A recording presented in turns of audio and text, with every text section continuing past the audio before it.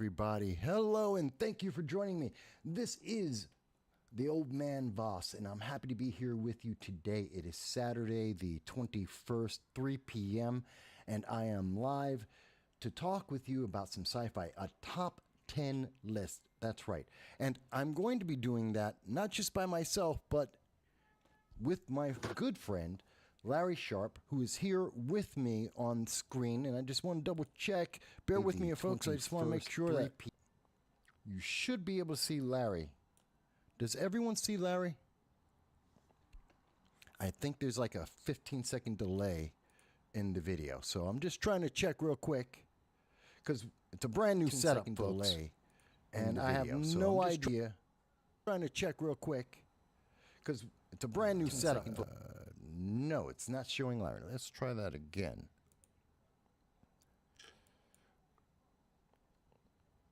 Okay. Bear with me a folks. Okay. Now everyone should be able to see us. So let's double check. There we go. You're up and I'm here. Look at me. I'm here. It's amazing. Now you guys made it. Okay. I'm here. Okay, folks, gotta bear with me. It's a little bit experimental. We're trying a couple of new things to bring everybody on the channel. So I apologize if it looked like, what are they doing? They don't know what they're doing. No, I don't know what I'm doing. Larry's fine. I'm a little lost.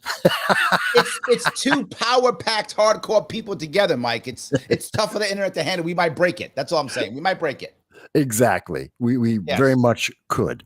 So, folks, we can see your live stream. We can see your chat, and we can see you on Rumble as well. We're on Rumble. We're on YouTube on two different channels. No sound bites allowed, and Old Man Vass.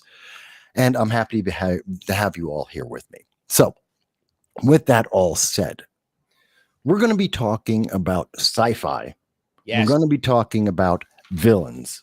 We're going to be talking about the best villains in sci-fi. Now, to be fair, we had to whittle it down a little bit because, I mean, there's movies, there's comic books, anime. It's a huge genre. And I think we did a great job because we said, let's just keep it to TV movies. All-time best TV movies for sci-fi. And I think that's pretty good. That's still pretty big. We also agreed to pull out Marvel, so no Marvel universe. Right. No, well, did we say that? Uh-oh, that means you put a Marvel guy in yours. We said no Marvel. I forgot about that. No worries. That doesn't. You put a Marvel guy in. See, I had Marvel guys. I pulled my Marvel guys out because I could have put like 3 in my list. Well, I only had one, but okay. I could have put like 2 or 3. I put none. So you got to swap that one out. I'll swap that out. All right. There we go. Slight change to my list. I screwed up. It happens. I was worried about trying to get all the rest of this to work, which also didn't quite work, but whatever.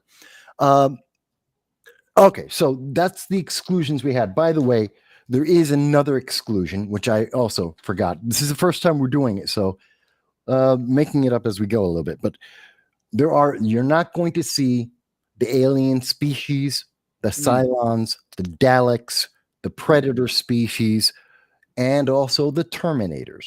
They're all species. They're not individual. So that's all out. Well, you got a Marvel person, so I did pick an individual within the species specifically. That's fine. And that's going to be our exclusion because it's the first one, and I didn't have all the rules in mind when I started making it up. It's fine. So you're going to have your species, one of the species, and I'm going to have one of the Marvel because I screwed up. All right. But that's fine. Now we know rules going forward. So no species. Also, we're talking sci-fi, not sci-fantasy. Right. So Sauron, Pinhead, Dracula, Frankenstein, Wolfman, Ghosts, they're all out. Yep. Can't have any of them because that's supernatural. So if you're thinking demons or Lucifer or Mephistopheles or Asmodeus, demons, anything like that, they're all out. That's supernatural. So they don't count either. That's entirely different category. I put that all into fantasy. Yep. we're on board. Okay. So pretty straightforward. This way, going forward, when we do the list, I'll let people know about the exclusions, but now we know what's in our list. Now, before I'm going to get to the list, I want to ask, since I have the opportunity, I'm talking with you. And for people who don't know Larry Sharpe, who is a good friend of mine, I've known you about 10 years now. And 8. Is it 8? Well, yeah, 8. That's almost 10. It's almost 10. Yep.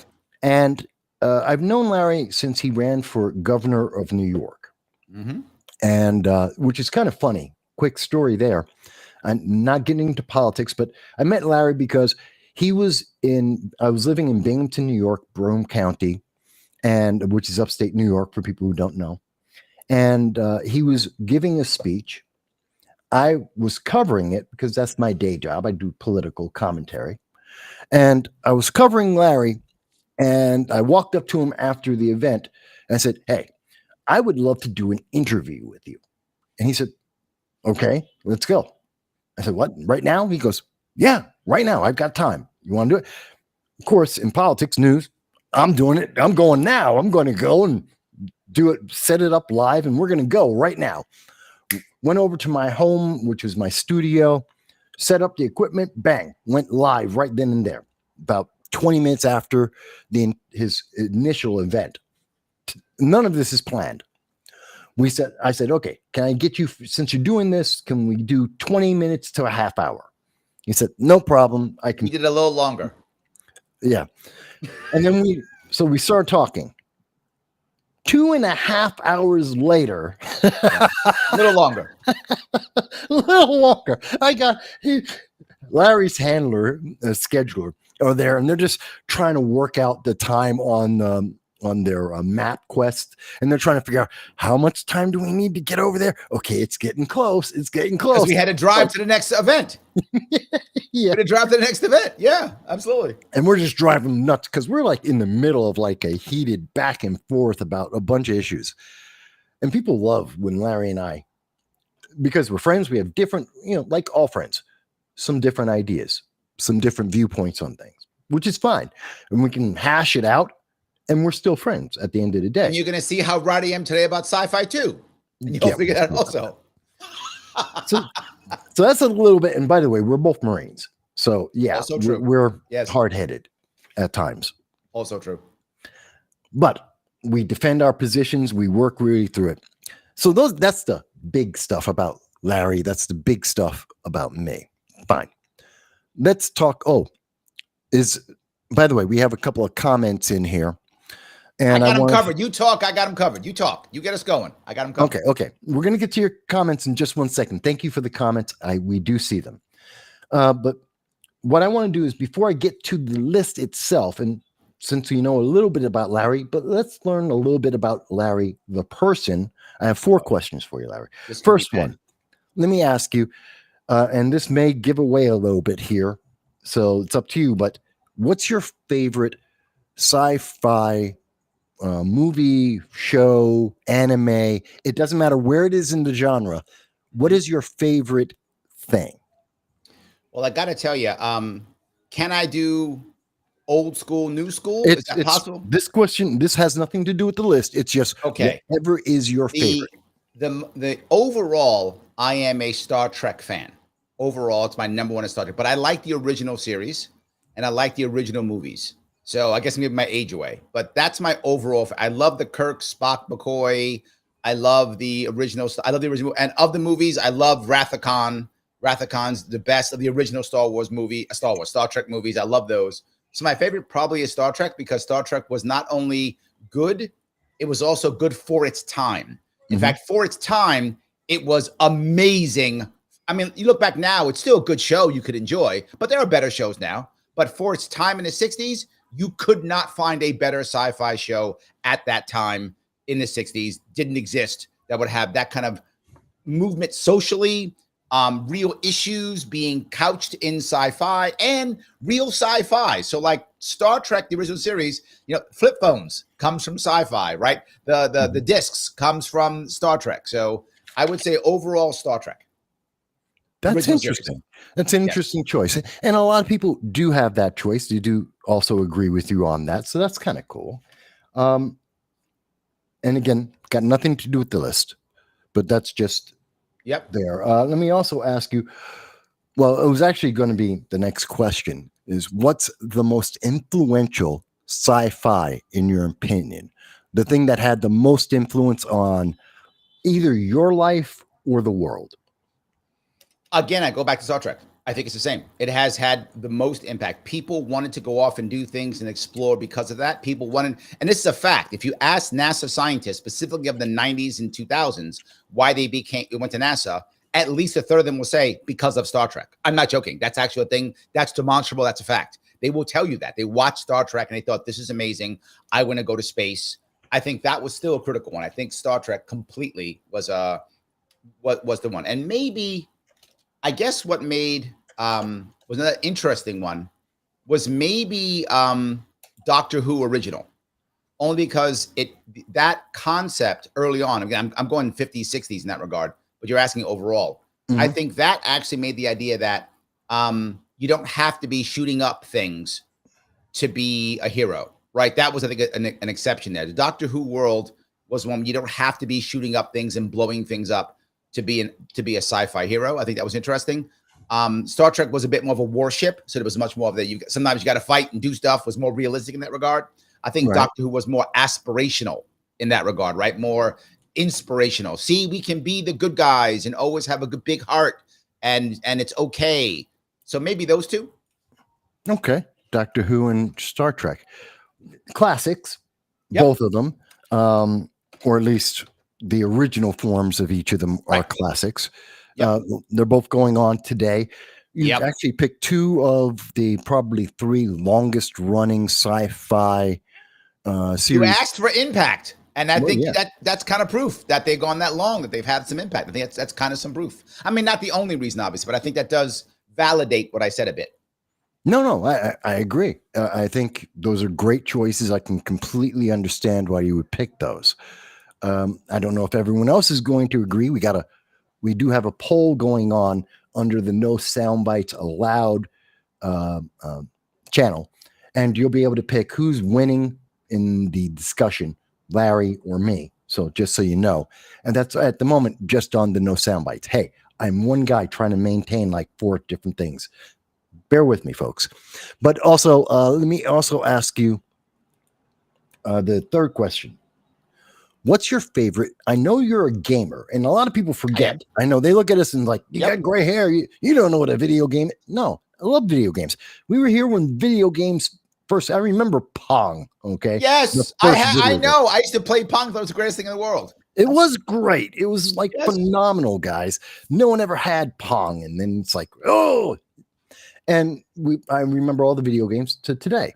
So I would ask you, Larry, because a guy growing up 80s, 90s, as we're getting to video games, you had to play some, 100%. maybe even to this day. Yep. I don't know, but let's say, well, I do know, but the audience doesn't know. What's your favorite video game?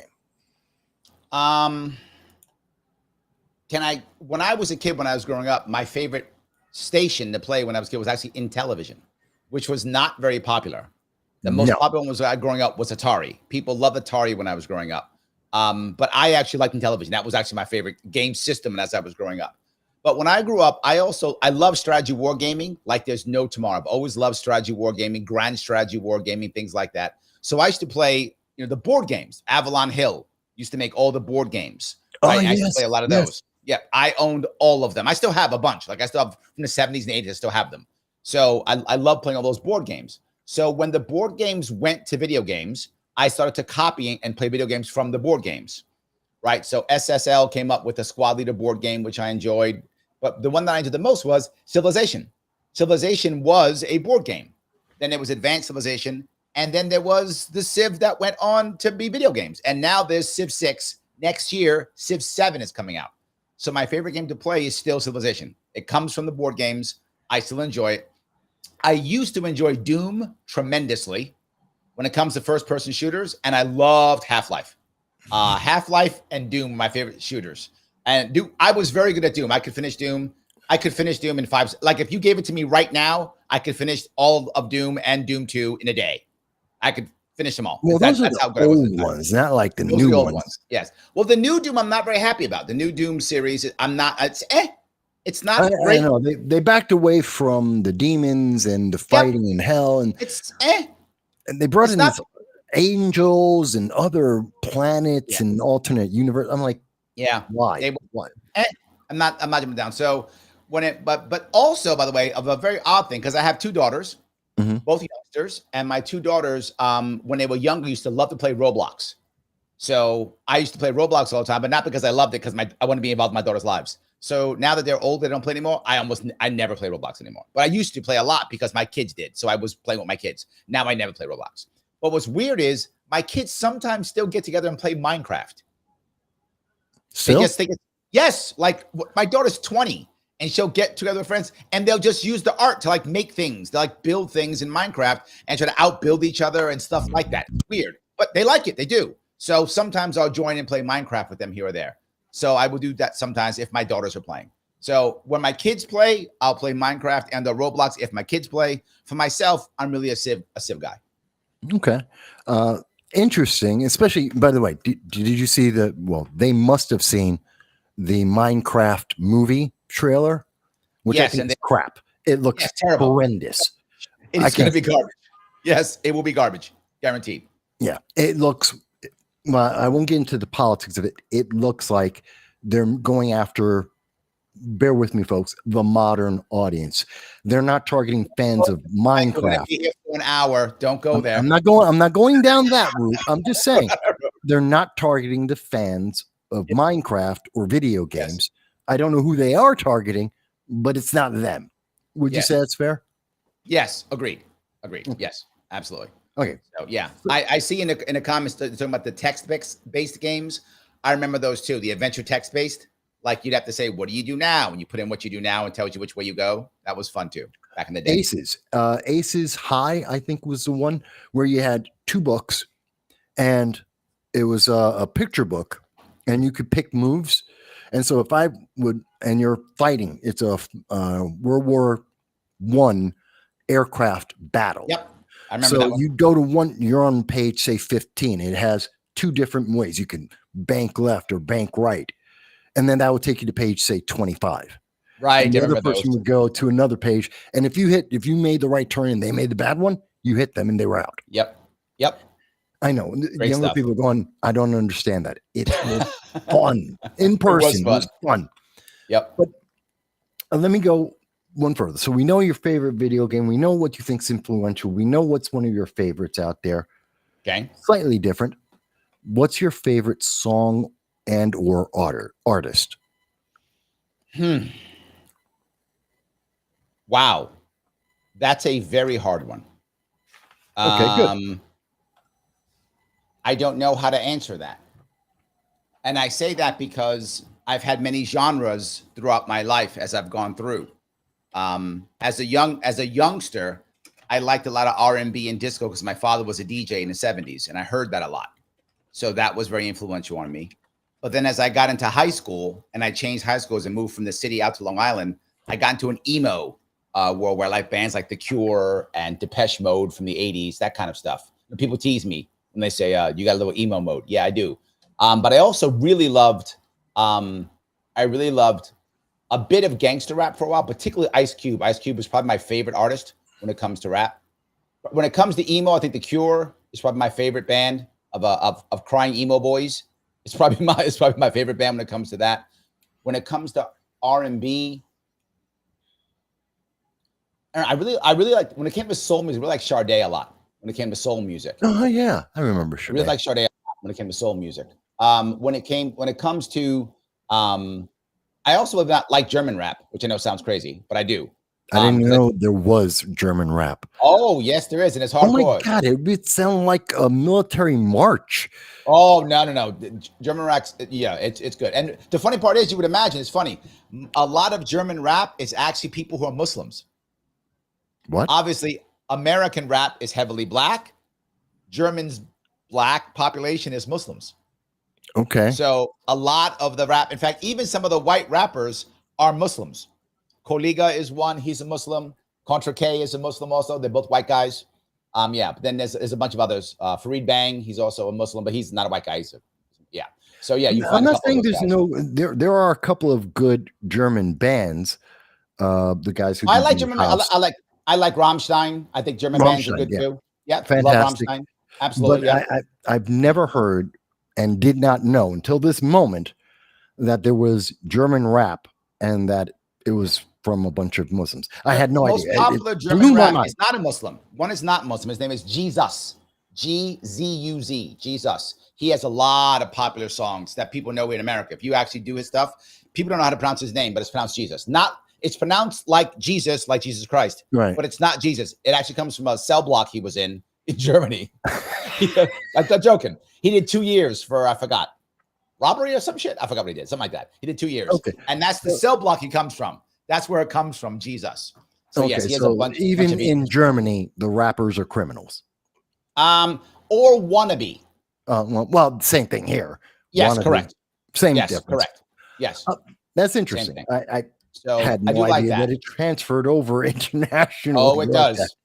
Absolutely, yes. Next Remember, thing, while the if the Brits are our brothers, the Germans are our cousins. yeah, definitely.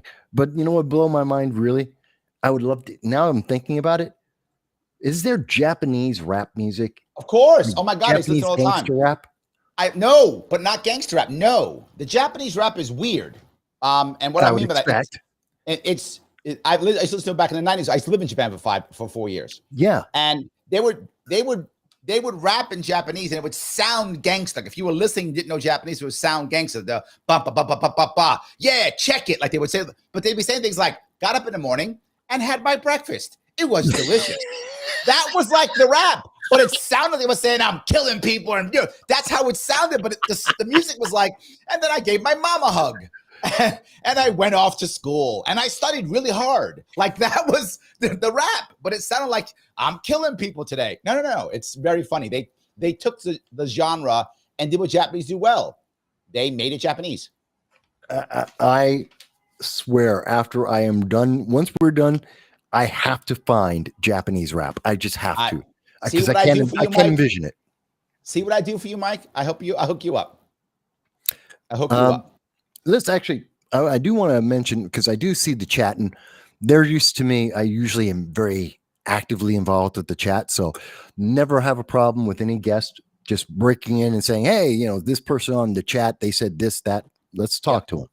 So Joel has been with us. He was the first one with a comment. Thank you very much, Joel. And by the way, folks, you can super chat both on Rumble and on YouTube. We'll appreciate it, because I got to buy a new mouse. Mine just broke today. So Joel says, so what's left? Yes, only sci-fi. There's still a huge realm. And trust me, when you see the list, you're going to see there's a lot still left. I could have gone more than 10. Even with the list. I easily got 20. I easily went to 25, even with the restrictions. So it's not hard. And Joel, no, Vader is absolutely not sci-fi. He's not supernatural. The Force is natural. Sci-fi. The Force is natural, and it is in the future, and there is, I mean, we're talking spaceships, we're talking about intergalactic empires. So no, they are absolutely sci-fi. Star Wars, absolutely sci-fi. Yep, sci-fi's in. I mean, Star Wars is in. Yeah. Joel also asks, have you ever heard of Space Above and Beyond? I've heard the name. I don't recall. It's a TV show, I think. I don't know it. Okay. Yeah, I've heard the name of it. I don't remember that. Let's see. There was a text-based Hitchhiker's Guide game, so that might have been like a Moo, one of the original. Yes. Before there were video games, there were things called Moo, MOO, that you would play in colleges when they first started developing it. And so that sounds like one of them. I didn't know about that one. I couldn't imagine. I still think the 1970s Hitchhiker's Guide radio show that they did on TV with BBC TV, the best. You want to watch the Hitchhiker's Guide? God help you. Don't go see that movie. I don't care if Mos Def was in it. It's crap. Even with Alan Rickman doing Marvin, which was great, He did a great Marvin, horrible movie. Go look at the 1970s version. You will enjoy it. It's so much more funny, I think. You have some Duke Nukem fans out there, which includes Joel. By the way, folks, please type on in. Don't forget to take the poll. Tell me how we're doing here. And Sal the Hamster says there's Idol Rap 2. Sal, what is Idol Rap? And when I say idol, IDOL, Idol Rap. So like figurines, I don't know what that is. Do you know what that is? Never heard of it before. Okay. I think Sal made that up. I don't know. I'm messing with you, Sal. I don't know if you made it up or not. I'm just messing with you. My audience is pretty. They're very knowledgeable about a lot of crap, and sometimes they just surprise me with stuff that I'm just like, whoa, didn't even know that. Absolutely. Yes. And right. So did I answer the 4? Oh, Japanese Idol. Is that right? Rap. I don't know. That might not have been a thing when I was there. Remember, I was in Japan 30 years ago, 20 years ago, 30 years ago. So it may not. I may have missed that. Okay, so it may be a new thing over in Japan. Okay. Yeah. I have an international audience. Sometimes we get people from Sweden and the UK and God, about half a dozen countries sometimes pop on in. So you never know. So we've gone through. I got the questions. Did I win? Did I win a prize? Well, for the questions? No. Yeah. People like you now. Bust my ass and I get nothing. That's how you are. Okay, I see how you are. Yeah, you got the questions. People like you, and now we can go forward. You know, this way, fine. We'll go forward. It's fine. Yeah. They know you as a better person now. You're worldly. You're worldly now. Not sure that's true, but okay. I don't know. Oh, hey, wait a minute.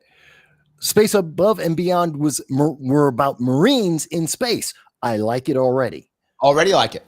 A great series, but they didn't last because they kept moving the time slot. Well, Marines in space, like Warhammer 40K, before they started making the most recent changes, is phenomenal. I love Space Marines.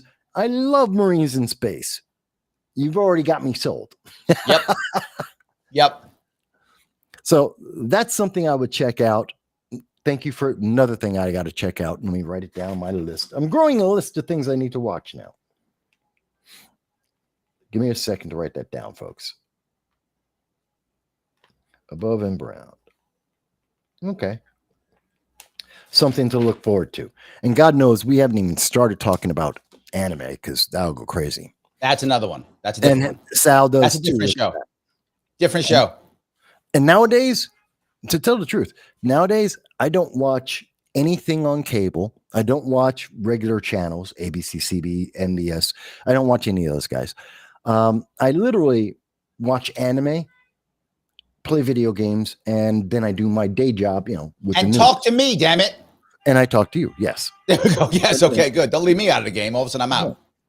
But I love anime because I think it's better than all the TV shows nowadays. I just I don't find anything interesting. That's a separate show, Mike. We'll be on this for an hour too. You go down too many rabbit holes. I'm used to it. I usually go. Know. I'm used to doing 5 hours, not 1.5. Don't keep me for 5 hours. I got a show at 7 tonight. I know. I'm planning. I try to keep this only to about an hour, hour and a half. So don't worry. It's going to be fun. All right. So let's get into it then, because I am. All right. I go off on tangents.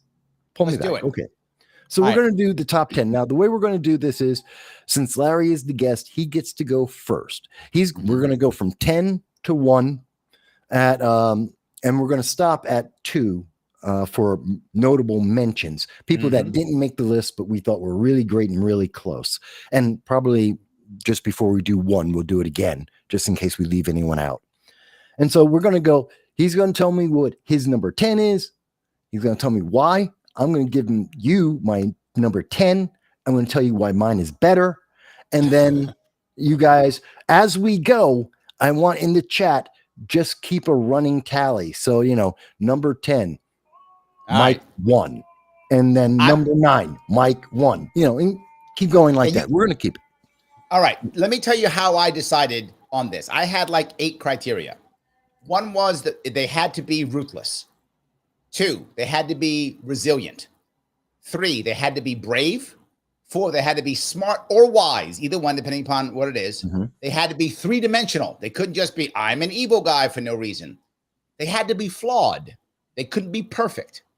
They had to have a purpose. Right? They're just not just mad to be mad. They have a reason to be angry or be a bad guy, and they had to be scary. So that was kind of my criteria I tried to put together to kind of narrow this down to why I picked who I picked. Does that make sense?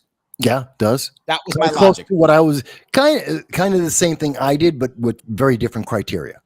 Yes, so that's kind of, and to be forward, the 5 out of my top 10, they're missing a little bit, but I think my last 5 have everything. But I think my first 5 don't have all off on some of these things. All right, my number 10 is the original T-800 Terminator. Not all Terminators, but the specific one that Schwarzenegger played in the first movie. And the reason why I bring him up is because he was absolutely ruthless. In the opening scenes, he's like ripping people's hearts out and shooting women. I mean, not caring at all. He was resilient. Even when he was shot and blown up, he came back. He's not really brave because he's a machine, so he loses that a little bit. He does that. But he actually was smart. He uses machine to go find things. Very three-dimensional, right? Because he had to get around whatever to do to find different ways of doing things. He was flawed. He had an obvious purpose. And he was scary. Sadly, he was scary often with the music. The character himself wasn't that scary, but with the music and the way they did it, he became scary. That's why he's my number 10. Okay, that's kind of interesting. Well, by the way, remembering the rules for me, I count all Terminators as the same. I understand Larry went with a specific one. Yes. And that's up to the chat. Yeah. Chat, you can tell us if you love that idea or not, but I didn't count the Terminators because they're like. So let me ask you, if you would have counted Terminators, do you think that was a scary one or no? Do you think that would, would not have made my list? Is that right? The Terminator, even if I was counting species, would not have made it. And the reason why is, one, he doesn't have independent thought. He's a program. Yep. So he doesn't have a will of his own. The things that on my list, they have to be willful. They have to be intelligent. They have to have a plan. And all right, so then I guess you're right. Terminator doesn't match that criteria. Yeah, and the last thing, which is the most important, overriding everything else, well, the ultimate final factor is cool. Are they cool? But just before that, you can't tell me Terminators aren't cool. They are cool. They do cool. Hit that one. They are cool. And under cool, I guess you could put them in. But the thing that really, really drove my list is you have to be able to affect a large portion of the population. I'm talking about you're affecting the world, you're affecting the solar system. Terminators aren't doing that. Terminator literally changes time. Come on now. I got Terminator's after a couple of people. He's after a couple of people. Changes the entire timeline. Could change the future, maybe. So I didn't count that. I'm talking about somebody who's going to change the universe. So give me your number 10, wise guy. What's yours? Okay. I would love to have said Darth Jar Jar. Do you know who Darth Jar Jar is? You want to make me vomit in front of all your audience. I wanted to have Darth Jar Jar. But no, what's your number 10? He's canon now. I don't want to even hear that. No, he's not. He's not canon. I refuse to accept that. No. They're making the problem is it's canon because of the Lego video game, which is Rebuild the Galaxy. Please give me your 10. Canon. But please give me number 10. Okay. Please. Dr. Robert Morgan. Robert Morgan? Yes. Dr. Robert Morgan from 1954, The Last Man on Earth, played by Vincent Price. Why that? Dr. Robert Morgan is running around the planet, killing the new species that is dominant, which are the vampires. He is the ultimate boogeyman. He is the ultimate Dracula. He is the embodiment of fear and terror because he shows up in the middle of the night and he kills all of the new species.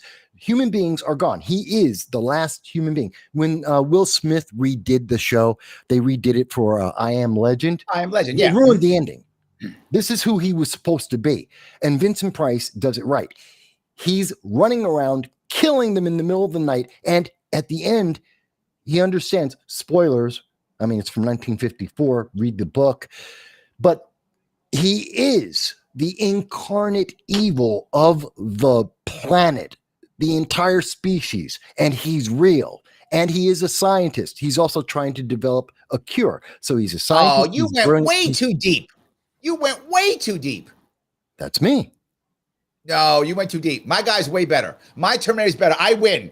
Round one, I win. He is the devil incarnate in real life. And he's not even cool. My Terminator is cool at least. What's more cool than being the devil incarnate? No way. No way. You lost that one, brother. You lost that one. I do not. You know what, guys? Remember, you got to vote in the chat, even if it's after the show, in the comments. So number 10, you're going to say who won that, which of course means Old Man Vass. No. What's more in Dr. Robert Morgan, the devil himself in real life, and he's a scientist. Yes. And the entire time to go to 9. You lost. Time to go to 9. You lost. Fine. Go to 9. Go to 9. 9. All right. Now I got, you're gonna be mad at me twice because I broke the rule 2 times in a row. So maybe you disqualify me for this one. But again, I did pick species, but a specific one. Okay. The xenomorph in the first Alien movie. Now I loved I did like Aliens 2. I liked the movie, but the aliens became like just mass things at that point. They weren't individually valid anymore. They became, I like the movie. It's Space Marines. I'm not saying I don't like Aliens 2. I do like Aliens 2. However, the aliens weren't as cool in Aliens 2. The alien was much better in Alien 1. And why I say that again, clearly that alien was ruthless. Clearly that alien was resilient as it ran around. It was brave. It was wise as it outsmarted everybody. It was utterly flawed. Of course it was, because eventually it got blown out. It couldn't breathe, right?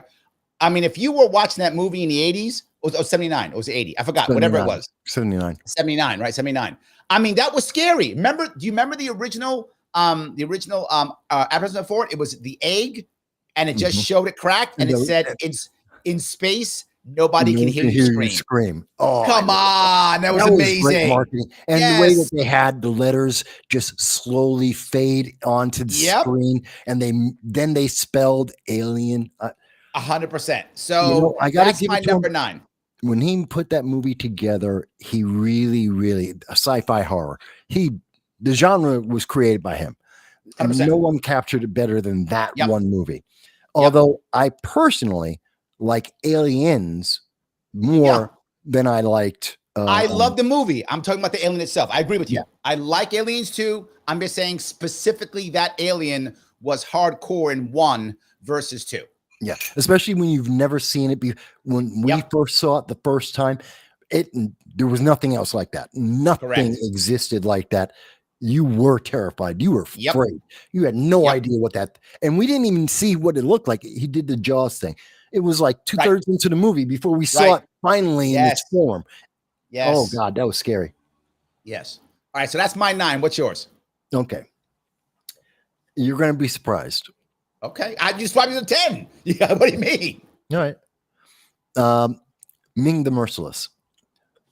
And I specifically now I from like movies, comics, what? From what? Which well, one? no. There was a TV series, there was a cartoon, and there's a movie. Yep. So while I like the cartoon was great for a kid, the TV series, the original one, was it obviously was inspirational to Flash Gordon. It's the Flash Gordon series. Is that 50s? And that was the late 50s going into the 60s, about 58. And that inspired George Lucas. That's what Star Wars comes from. It basically comes from Flash Gordon. And Ming the Merciless is the lead. Joel goes, Flash. Yes. That was a fun movie. And I'm going from the movie. Yes. Ming the Merciless as Max von Sydow, I thought was great. He's powerful. He's got a planet dimension kind of thing, and he's trying to take over the Earth. Yep. He's got a plan. He's got the power. He's in charge. He's got the rings, and he was also fun. I think Max von Sydow did a great job of giving you, like, he wasn't over the top funny, but there was a humor in it that he was able to go with, but yet still be Mr. Mastermind evil. And he wasn't dumb. Unlike most of the rest of the characters in the entire movie, right, but he wasn't stupid. However, he was very campy. I mean, the whole movie was campy, but it was still good. It was. I'm not saying the movie was bad. I enjoyed the movie tremendously. I enjoyed the movie tremendously. Yeah. All I'm saying was kind of campy. You're going to compare Ming the Merciless against my alien, dude. You lost again. No. Ming would 2-0. take out the alien in a heartbeat. Ming is not cool. Ming is campy. Max von Sydow is cool. He is when he's playing like German officers in a World War II movie. He's cool. When he's doing that, then he's mean. But no. Come on now, chat. You got to get me on this one. 9. I beat him again. I got this 2-0, man. No. 2-0. And by the way, forget World War II. Max von Sydow, 3 Days of the Condor, phenomenal movie. Oh yeah, you're right.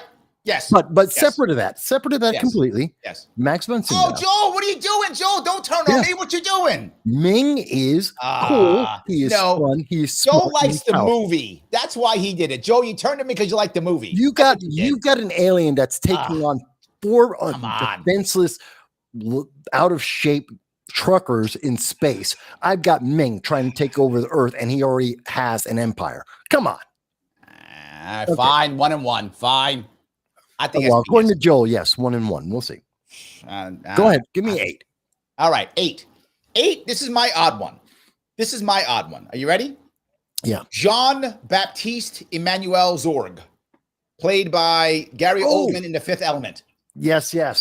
And that's what's his name? I love Gary that Oldman actor. Played him. Gary Oldman, yeah. Gary Oldman played him. Yes. He's phenomenal. And the reason why I picked him is several things.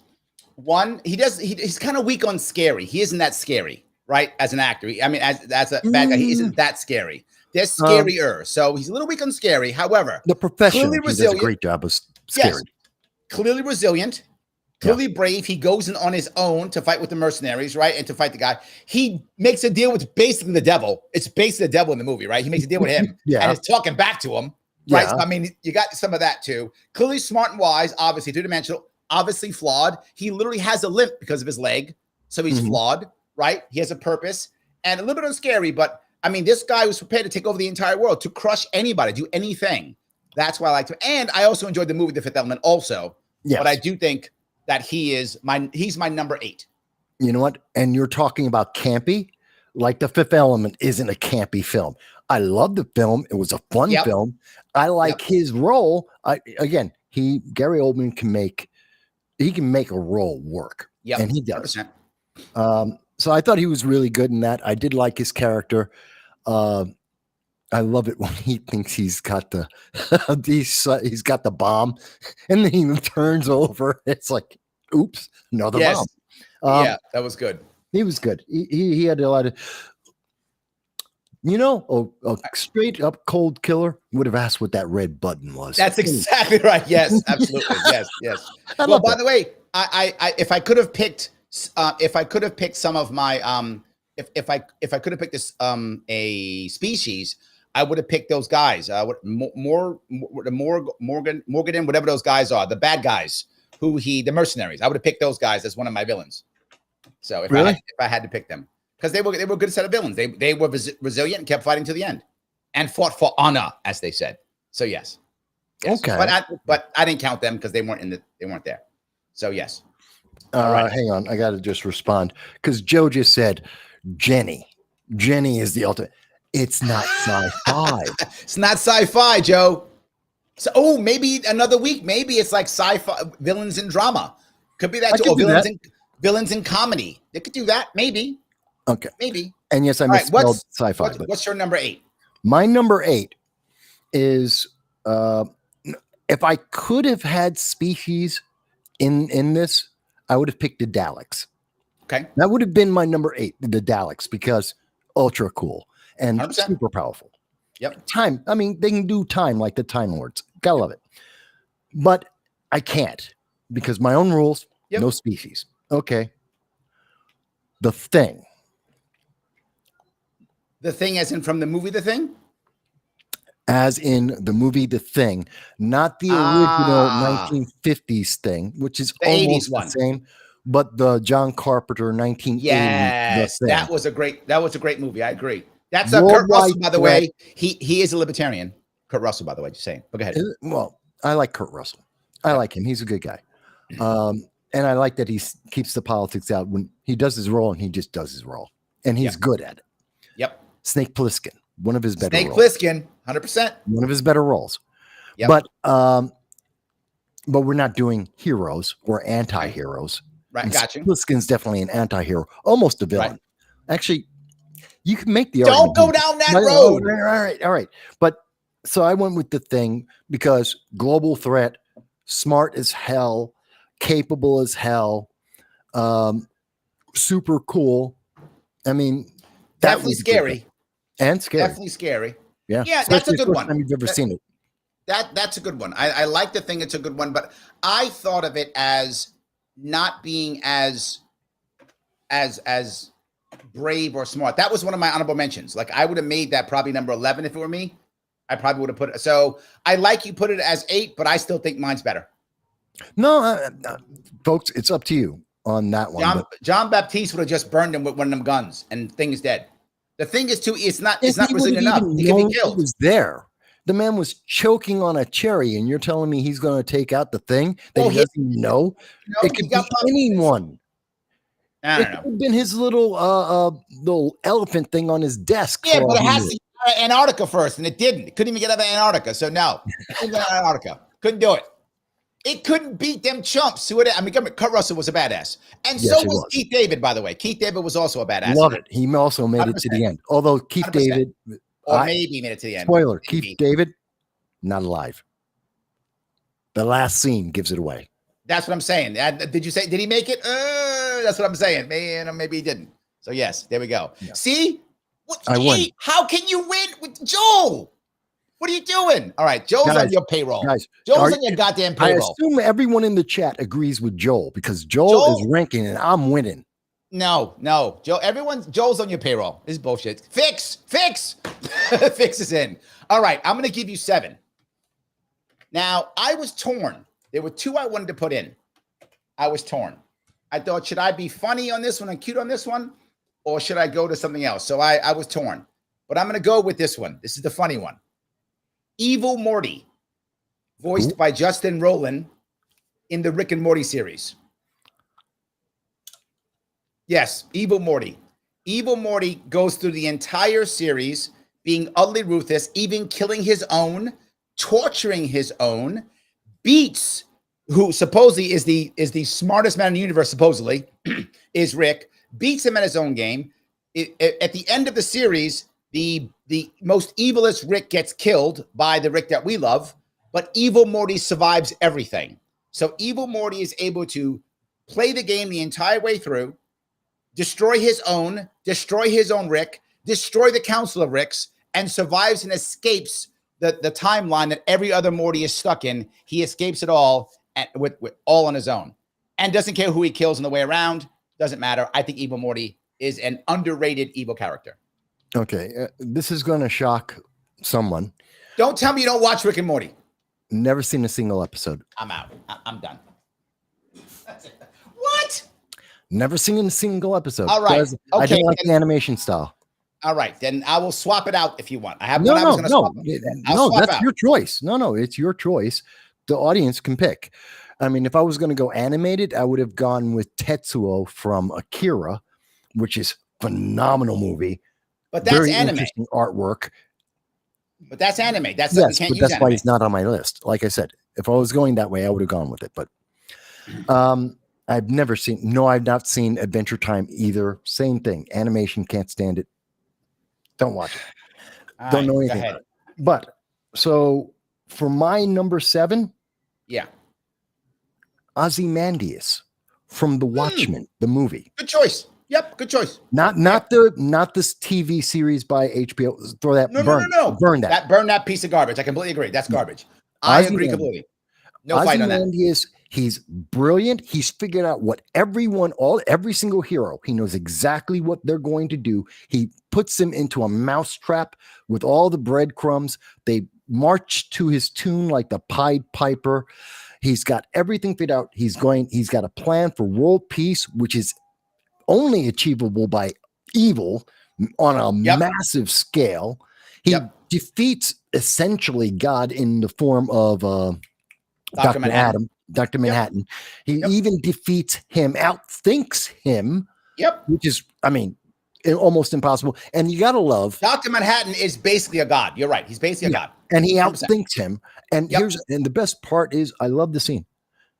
Why would you think I would tell you my plan if I didn't do it already? Exactly. 30 minutes ago. Yes. You late to the party, boys. You late to the party, boys. Party's over. What are you talking about? 30 minutes ago, guys. You're way too late. Where you been? Brilliant guy. Oh, and he's also very powerful. He's strong, Olympic athlete level in terms of reflexes. Caught a bullet because he sent someone to kill himself. He was that confident. Had an excellent hitman who actually tried to kill him, and he caught the bullet in his hand. I'm not going to fight you on this one. It's a good one. I agree. It's a good one. However, mine is far more interesting than yours because, come on, Evil Morty. This is a tough one. Okay. I would say this is a draw because you can't talk about it. I think it's kind of a draw. Not according to Joel. Well, Joe's wrong because he's on your goddamn payroll. So no. Well, get your audience Joe, chiming in. But I think they're going to agree with me. I'm right. Just say I'm right. God damn it. No. All right. What's 6? Let's go number 6. This one I thought was very interesting also. Klingon Commander Krug, played by Christopher Lloyd in Star Trek 3. Oh, yes. Yes. One of the only non-black actors in movies doing Klingons, and he did a great job of it. He did an amazing one. Yes. And what was good about him is he was clearly resilient because he wanted to, take on a ship that was far bigger. He didn't realize the Enterprise was crippled. He thought it was full-powered Enterprise, and he went after it with his own scout ship, which is like, oh my God, right? That kind of thing. He went after him. Suicidal. So, yes. But he didn't do it only for himself. If you remember why he did it because the Klingon Empire was talking peace with the Federation. And he thought that would crush his empire. And he's like, no, I'm not letting my empire go on its knees. I will attack Captain Kirk, the greatest captain the empire, the Federation has. I will take the Genesis a weapon and I will save my empire. So he literally had a purpose. He lost half of his crew when the Enterprise blew up and still went down on the planet to fight Kirk. And one of my matter of honor. He has to. Yes. He has to. And one of my favorite lines is he's on the ground and on the planet's being destroyed. And Kirk says, you might want to send him up because of blah, blah, blah, trying to save Spock. And he says, I will not. He goes, why? Because you wish it. That was the reason. That was the reason. I'm not doing it because you want it. I don't care if it's right. I don't care if it's good. You want it? No.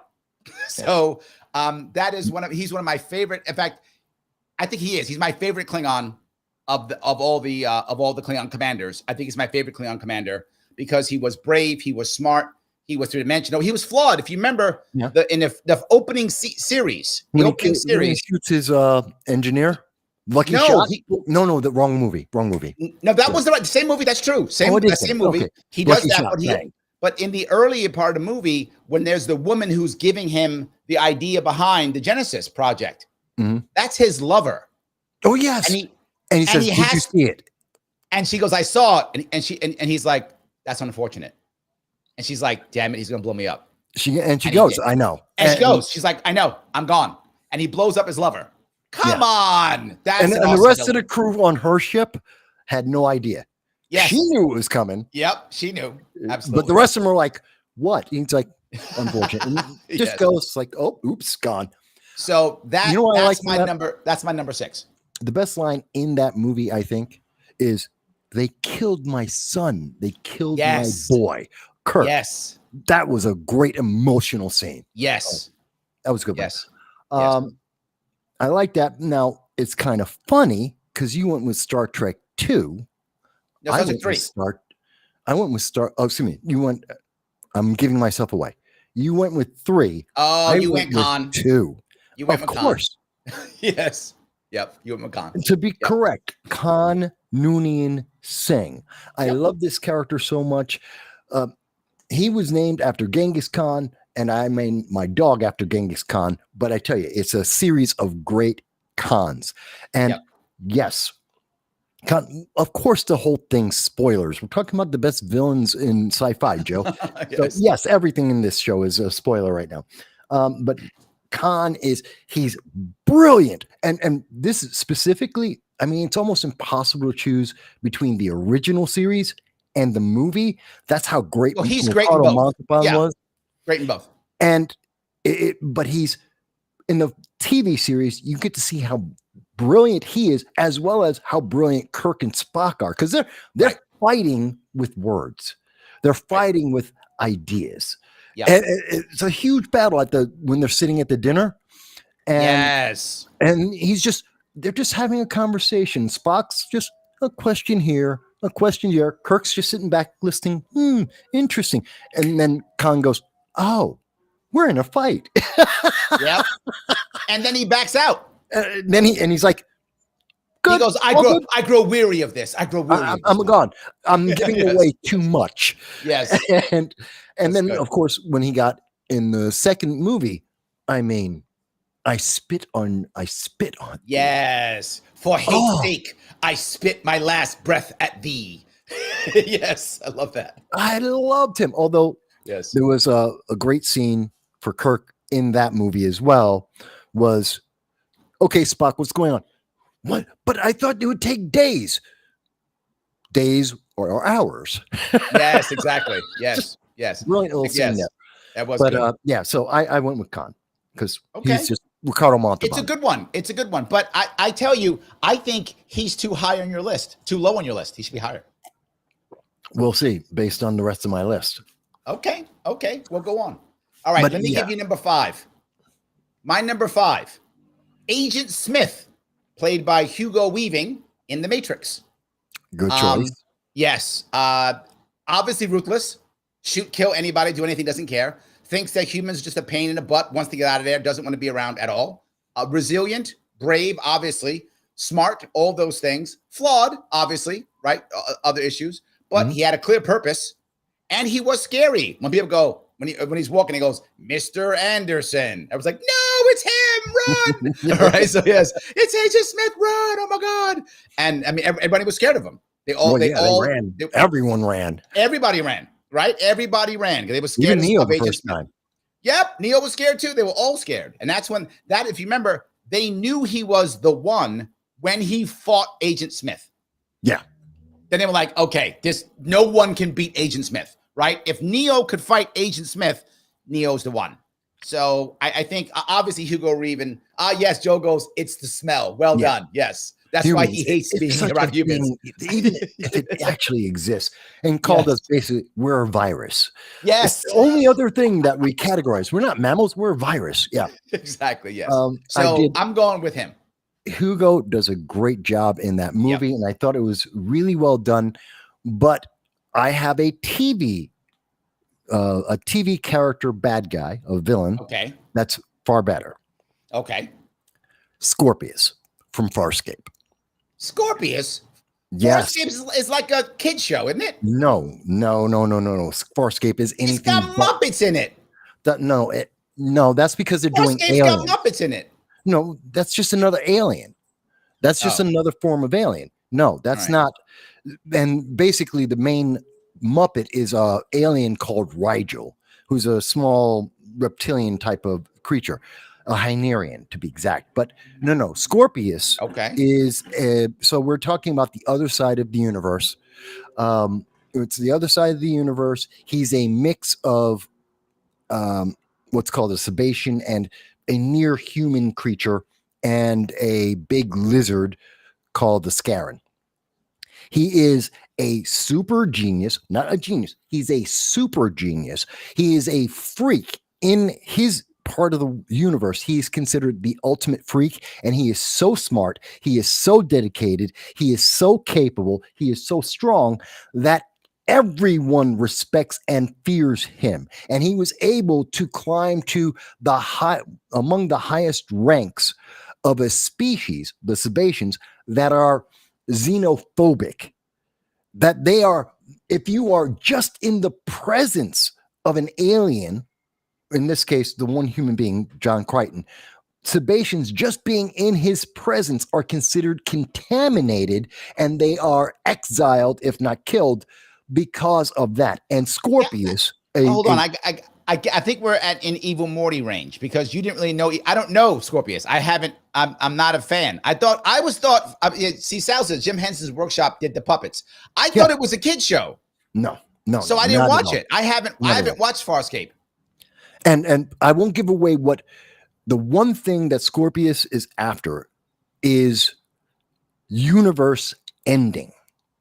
The one thing he's trying to do is a universe ending. And like, I can't talk to this one, Mike. I can't tell this one. Okay. We just the audience who've seen Farscape, he is, and I did a live stream like last week about Scorpius. He is the best. He's all right. You got stuff to watch. I got to watch Farscape now. Yeah, you will thank me for that. All right. I thought it was a kid show. No, absolutely not.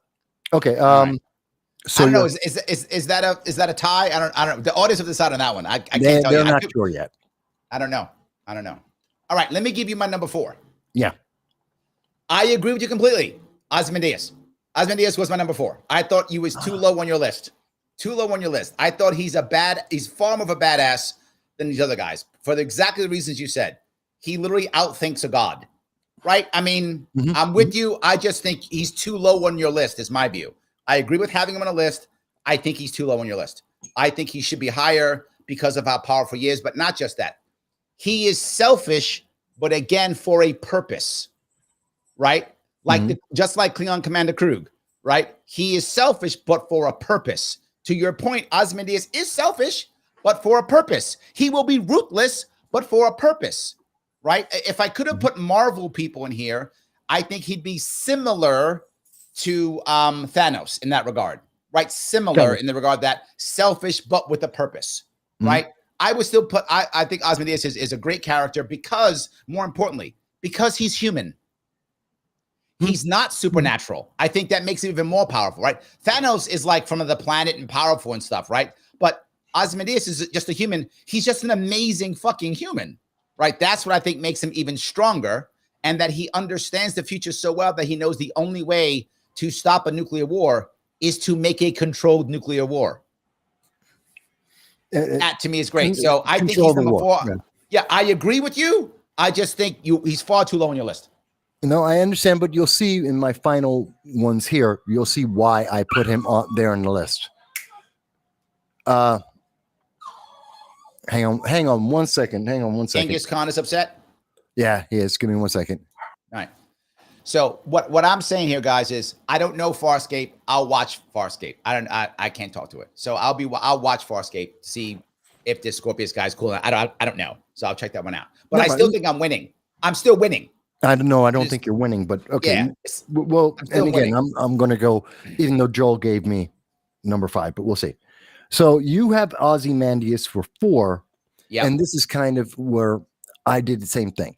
I think you had someone too low. Smith should be 4. Okay. We're only off by 1. That means we kind of think the same on that one. We're thinking kind of the same because he is a world power. I mean, all of humanity is at risk because of him. But the first movie, most especially, he's controlling. He's a slave. He's the ultimate slaver, enforcer of the will of the machine. He is even though he's a program like the Terminator is, but he's independent. He broke out. He's an aberration. And he refuses to go back into the source and get fixed. He says, no, I'm going to just keep going. So I really loved him, and I thought, and Hugo Weaving did a fantastic job with him, and then they couldn't touch him. So all right, so we know that too for sure because we both put Ozymandias and we both put Agent Smith on the list. So clearly, on that we know it's true. We just put different order. Yeah, that's obviously true. So they deserve to be on the list. It depends on where. Okay. Yes. So since you know that I'm correct, I did the right order. Just make the audience listen. My order is correct. All right. So, all right. My number 3, I think maybe controversial. My number 3 is Darth Vader, voiced What? by James Earl Jones. Yes, voiced by James Earl Jones, all the Star Wars movies, books, and such. And I picked Darth Vader for many reasons. Not just the first movie, but I think even if you look at the fan fiction, and this is why I brought this up, even look at the fan fiction, the way people write Darth Vader in fan fiction, in comic books, in novels, they write him. He's stronger in the fan fiction than he is in the movies. If that makes any sense, right? Yeah. So that's why I added this, because of everything else. I think Darth Vader is an amazing bad guy because everybody picks him up as their bad guy. So many people pick him up as their bad guy. I'm going to use him in this and that. And he has become like he is a background or part of almost every Star Wars thing. He is somehow there, either in what he did or his theory, or like, we can't do this because Lord Vader would say no. So that's why I like Darth Vader. And I think his purpose also, he's the same way. Darth Vader's purpose was actually to save his family, right? Mm-hmm. And then his purpose was to bring order to the galaxy. So even though he was cruel and harsh and killed people and choked you out with the death choke and all that stuff, his goal was still order in the galaxy, right? That was still an issue. And even when you bring in Kylo Ren, which I'm not a fan of that, but doesn't matter. Even with that, even his was, I will bring your mission, your vision to the galaxy. Even that. So Darth Vader held strong even throughout the entire thing. That's why I say he's number 3. Okay. So my number 3 is, and I love Vader, but my number 3 is my exception to the rule. Okay. Again. You broke the rule. Okay. He broke the rule that because I forgot. Remember we were talking earlier and I said, I forgot about not including Marvel. Oh, you kind of Marvel guy. Okay. Yes. Of course I picked Thanos. Oh, yes. I would have as I said, I would have put him in. Yes, I would have put him in. I would have put him in. And Thanos is my number 3 because, yes, he's a character, but more importantly, he's smart. It doesn't matter if I like his plan. Doesn't matter if I think his plan makes any sense whatsoever. He believes his plan. He has a very detailed, very organized plan. He's convinced acolytes and followers and I mean, he's a religious unto death. Yes, he convinced them unto death. Like they will fight to the death for him. Yes, absolutely. And huge. But he is immensely intelligent. He's very long lived. He's willing to use. But my favorite line for him is, "I am inevitable." That is my favorite line. Yeah. Absolutely. Yes. That's well. Joel, you cheated. You can't give him this. I got to win this one with Darth Vader because he picked Marvel. No violation. That's bullshit. I can give you 3 because I did break. I completely forgot about Marvel and I did break that rule. To be forward, it would have been a tie because I was going to have him as my number 3. We were on the same page. It's funny. Our 3, 4, and 5 were basically the same. Yeah, different order, but yeah. Different order, basically. But on this one, same order. I was going to put him as number 3. That's like, I got to pull out Marvel. Yeah. Yeah. Now, before we get to 2, do you have any notable mentions? People that you think, hey, I wish I could have put him in the list if we had a longer list. I have a couple of them. By the way, before you go, in the chat, whether you're watching this live or afterwards, put in, if you're watching this and it's not live, type into the comment, what is a name or one of the villains that you would have put on the top 10 list, possibly 1 or 2, before you go on. So just pause it, put it in there, and then we'll see if it matches with us. For those in the live chat, go in, put it in there. And yes, thank you, Joe. Like, share, subscribe. I don't care where you're watching this. I don't care how you're watching this. Please give Larry a like, a share, subscribe. If you can do it for me as well, I would appreciate it. I need the help. So give us a like, a share, a chat if you can. And I would also add, if you want to be a Patreon member, it's $1.50 a month. It's not even a cup of coffee. If you can afford it. I know it's a tough economy out there. If you can afford $1.50 a month, join my Patreon. It helps me get things like a new mouse. So I would appreciate that. But with All that right, said, honorable mention. I'll give you. I have a couple, but I'll start with one, and this is a fun one. Simon Phoenix, played by Wesley Snipes in Demolition Man. You remember the movie from the 90s? oh no, I definitely remember it. I thought like he him. was a I was thinking about him, but he didn't make my list. no. But He I doesn't. He doesn't make the remember list. him. That's why I'm saying No, I honorable mean mention. He even does my not make the list. extended list. He didn't even make that. Oh no. This is honorable mention. These are people who aren't on the list. I know my list goes to 17. Oh, okay. No, No, okay. I just, What I'm just saying, for me, I I'm was saying, just people that I figuring it. thought were kind of cool. This Yeah. was not a list. That's why I'm saying honorable mention. Right. Right. I would not have put him on this list. But what I'm saying is, I thought he was a cool character, Mhm. a cool bad guy in a movie that was very interesting, trying to predict the future.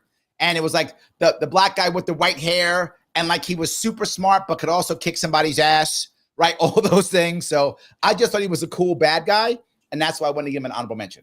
Go ahead. Okay. I actually have a couple. Do you have more than just him? I do. I thought you want to go back and forth, or you want me to Go list back mine? and forth. Then I would probably go with the operative from Serenity, the movie, which is from the Firefly TV show. The Oh, I don't know that one. Okay, you got to watch Serenity. You haven't seen the movie. I know that. Gotta because watch you me don't know watch. it. I got more stuff I gotta watch now.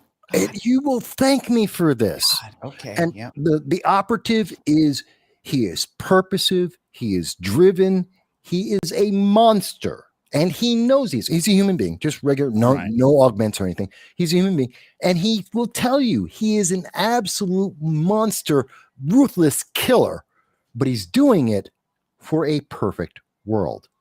And that he is the absolute believer, and he will do monstrous evil things, including killing children, to get that perfect world. And he knows he's that monster. So that would be mine. All right, Joel's on your side. I have to watch Serenity. I haven't seen it. And Joel also mentions Thulsa Doom, but that's not sci-fi. But yes, I think Thulsa was an amazing bad guy, but that doesn't fit into this. Right. But yes. So I don't know. Joe wants the Borg Queen. I know he does. I'm not a Borg Queen fan. Not a thing. I think they ruined the Borg with the Queen. I thought the Borg was strong without the Queen. Okay, I'll give a spoiler here. Borg Queen, not on my list. Yeah, not on mine either. I don't like the Borg. They're kind of cheap. I don't mind the Borg, but they're like low rent Cybermen. Yeah, that's like what I mean. They're like Temu Cybermen. They're not exactly. Cybermen are better. I think the guys in the Next Generation literally stole that from Doctor Who. They just with it. Yeah, not my thing. All right, let me give you another one if I could. Edgar from the alien who took over the human in Men in Black. Yeah. Yes. Another and the reason why the big roach in the Edgar suit. Played by D'Onofrio. Yes. Right. D'Onofrio played that. And what I liked about it is, again, not on the list, but he was kind of funny. He was scary at the end when he became a giant cockroach. He was scary. And he was purposeful. He went to go get that thing and he went and got it. So he's a good, I wouldn't make the list, but I wanted to give him an honorable mention. You know what? I like him. I didn't really think about him. But D'Onofrio he's such a good actor. Yes. I really like him. Yes. I'd have to say Joe was talking about Kai Wynn from DS9. Agreed.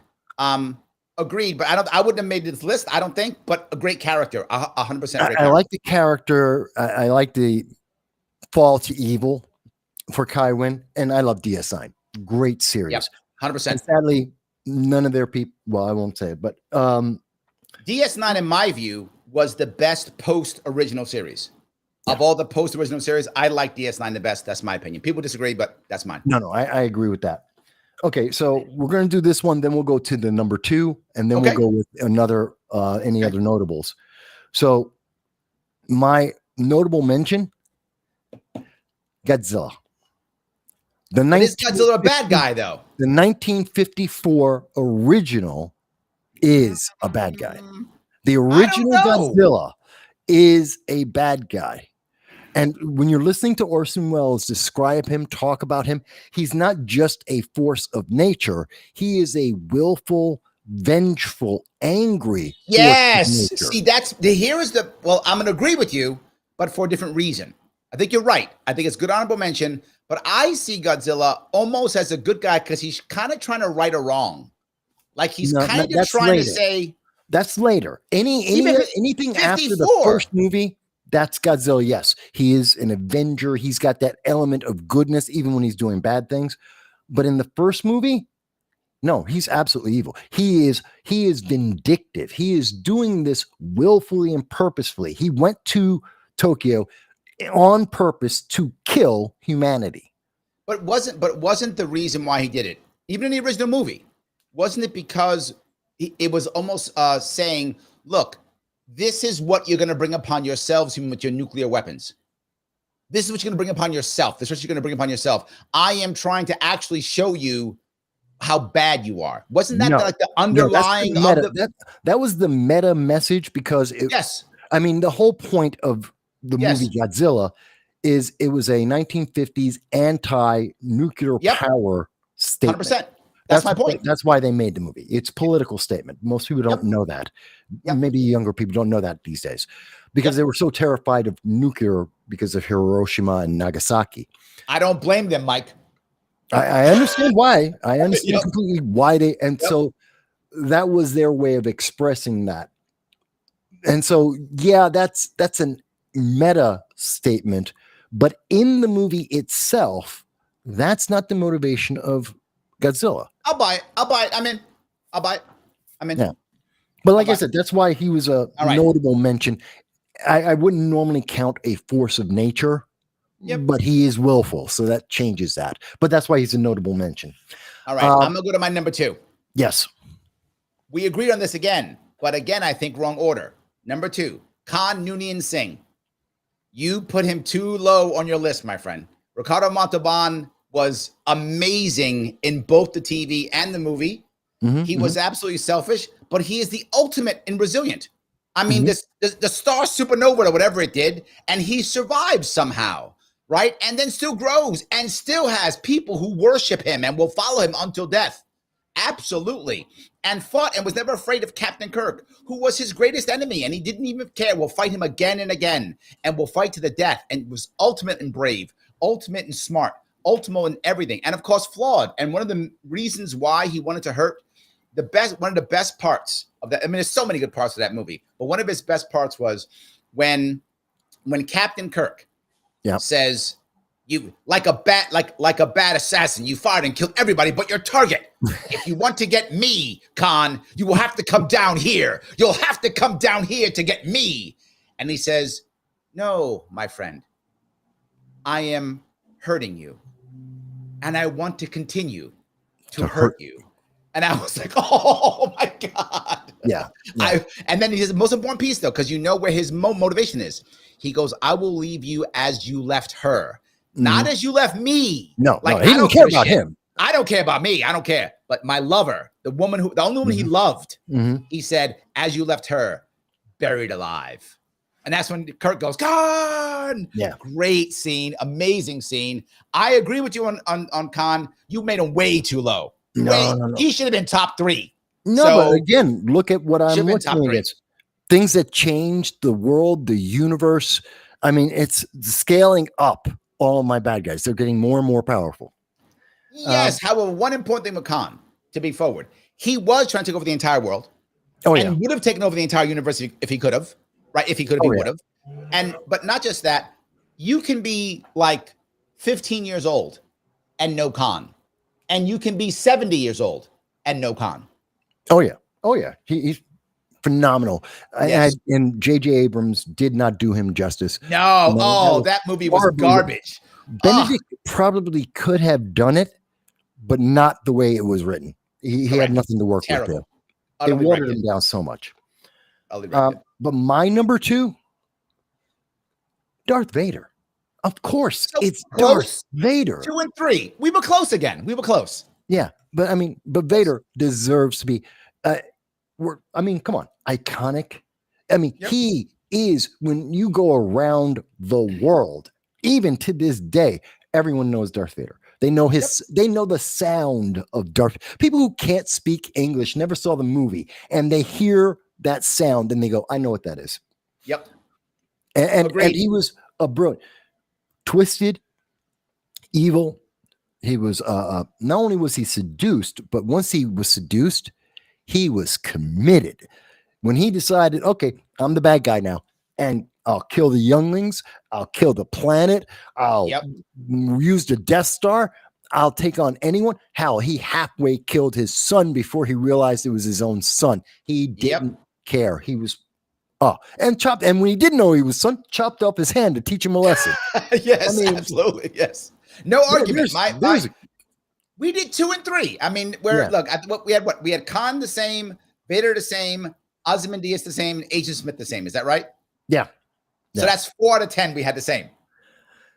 Great minds think alike. There we go. We had 4 to 10. Okay. And they are iconic. I mean, I think they hit everyone's top 10 list. They have to, I think. Probably. All right. Are we doing honorable mentions again? Yes. I want to bring up HAL 9000 from 2001 Space Odyssey. Yes. I'm afraid I can't do that, Dave. I'm afraid I can't do that, Dave. Yes. But I mean, he's nowhere near as big as all the rest, which is why it's honorable mention. Very personal. And yes, although he's a program, he does have a personality, especially after they made him paranoid. So, correct. Yes. But, and the best scene, I think, because it's so touching, it's like sad when he's singing Daisy. Yes, Daisy, that's right. Yes. Daisy. The first song he had ever been taught by his creator. And it's just, there's such melancholy and sadness to that because he's only evil because they made him evil. He never even intended to be evil. Well, he's more evil because he's afraid of his own of losing himself. Yeah. Right. He thought they would shut him down. They would kill him. And he was like, I don't want to be killed. Yeah. He didn't want to hurt humans. He was like, oh, you're going to kill me. So self-defense. Yeah. That's why I thought it was a good honorable mention. Yeah. He was definitely a great character. My honorable mention, this is something you probably haven't seen. There's a movie called Sunshine. Okay. I have not seen it. Great film. Confusing. Giving me more homework, Vass. What are you doing? Great film. Right. It was an indie film, matter of fact, but a bigger budget. Had a couple of great actors in it. And the villain in that movie, the son. The son is the villain. Okay. And it's partially a horror movie, kind of. And but it's definitely sci-fi, but there's another element of horror in there, which is what the sun is. It is the omnipresent bad that you cannot beat. It's not just a force of nature. It is the embodiment of the death of mankind. Right. And they're trying to fight that. And there's another horror element that's in the movie too. But all right, don't tell me. I'm gonna watch it now. Yeah, it's a good movie. That's good. All right, let's do one more. Let's do one more. I have one more too. Yeah, I got one more. And this is just a funny one. This is just funny only. Lure from Futurama. If you ever watch Futurama, there's the Lure is the emperor of whatever empire he is, and he comes to Earth. And he wants to destroy the empire because they stopped making a TV show from the 90s that he used to watch. Yes. So I just thought it was a funny one. Helmet and the one big eye. Yeah. No. Not the one big eye. No, I don't think he has one big eye. He doesn't. No. Lure doesn't. Lure's he's like a lizard man type thing. Oh, he's the other one. Yes, like a lizard man type thing. Like the bumpy green skin. Yes, that's him. Had a cape. Yes. Correct. Yes. Okay. Yes, I do remember him. I think that was amazing. Confused with the other. That was a funny one because he was funny. He wants to destroy the entire Earth unless you start remaking because it took so much time for the episode to get to him that he doesn't realize it's been like 100 years since the show ended. So he comes back going, so what happened to her? Right? I'm waiting for the end. Yes. I want to watch the end. So he's like, I'm going to blow the whole world up if you don't get. And so they have to make the show again with new actors. So he won't kill the Earth. I just thought it was a funny one. So yeah. User has been banned, says Event Horizon, the ship. I don't know if the ship was actually the enemy in that one, wasn't it? Sentient. The ship Yeah, I isn't don't sentient. know. It's the portal went to hell. Yes, Okay. it's the portal. And hell is evil, given, but the Right. ship is just a portal. It wasn't alive in and of itself. Hell was. Right. The ship wasn't. So that's the reason why I would say, and Event Horizon didn't make my notables or anything. Although it's a good choice, user. But Great, the great end movie. of the movie was just so broken. They really screwed the end of that movie up. The very last bit you didn't need. They should have ended it with a question, really. 100%. And bad. There's also, Joel says, Asimov, when the problem with 2001 for HAL is that they were applying Asimov's rules. No, he's saying there was no, he said he made a typo. He means there was no Asimov robot rules were applied to 2001. And they should have been. I misread him. Yes, and he's right. They should have been. You should have applied the Asimov robot rules to 2001 HAL, but they did not do that. That's what he's saying. You ever notice in all sci-fi, when you don't put in Asimov's rules, people die because the robot always kills you. Every 100%. time. The robot always kills you. You would think they'd learn by now. We do what Asimov says. We don't get killed by the robots. They don't do it. Yes. But you never see it. Okay. Yes. So my last choice, and I mentioned before Tetsuo from Akira, which would have been great, but that's not it. It's a little tenuous here. Okay. Mad Max 2. Yeah. Which is the future. It's kind of it's like low-tech sci-fi. No. Which bad guy? Oh, Humongous. Humongous. Yeah, Humongous. Why Humongous versus his underling with the I don't remember his name. Mohawk? With the Mohawk. Yeah, why Mohawk. Not him? I think his name is just Mohawk. Okay, why not Mohawk? Because Humongous is the boss. He sends Mohawk out to do his bidding. Mohawk's just a pawn. Humongous is the one who's making the promise. I'm going to let you go. Right. You'll be free. And hold on. No. Here it is. Ready? Just walk away.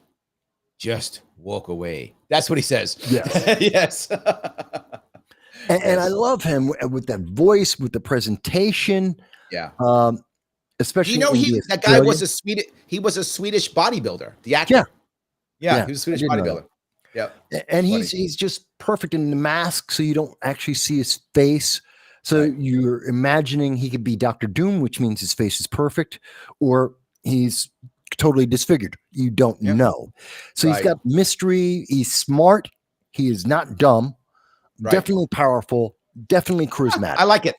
That's a good notable mention. I like it. That's good. But it's too low tech. It is kind of sci-fi, but on the low tech end, if that makes sense. So that's why I didn't put it there. So let me ask you. All right. Number one now? Number one.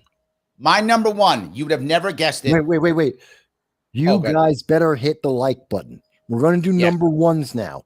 Hit the like button. Maybe even subscribe. Go ahead. All right. My number one. Davros. Played by many different actors from Doctor Who.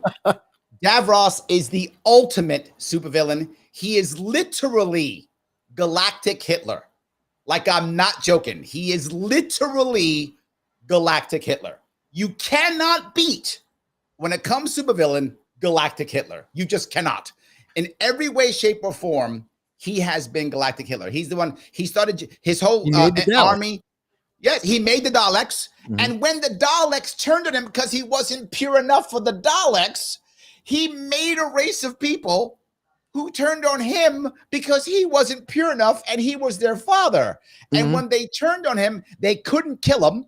Remember the lore? They had to come back and get him because the alliances against them were actually winning. And they had to find a way to beat it. And who could beat him? Only Davros. So they came back and got Davros so Davros could help them win. And then Davros then began to take a bunch of the Daleks and modify them to love him again, which created a Dalek civil war. Yes. Then when he lost again, they had to bring him back again because he had to find a way to beat the humans because they were going to make a human Dalek hybrid. And in each case, they had to bring Davros. And Davros, by the way, survives as a character through almost every one of the Doctors since what, 3? I think he came in 3.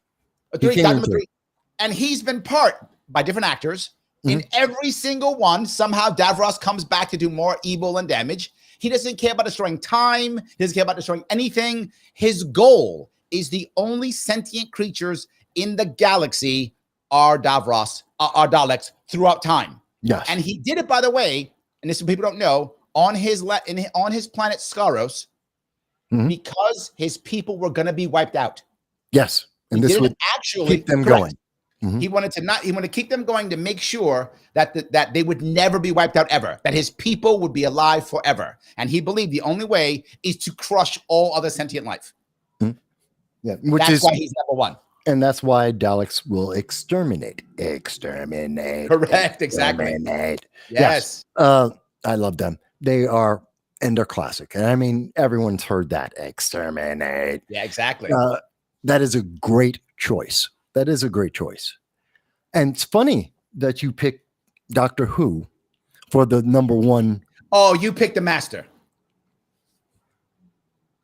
Do I have to say it? There we go. As soon as you said that, like, you picked the Master. Yes. Of course it's the Master. Because who can beat Davros? Who can beat everyone? The Master.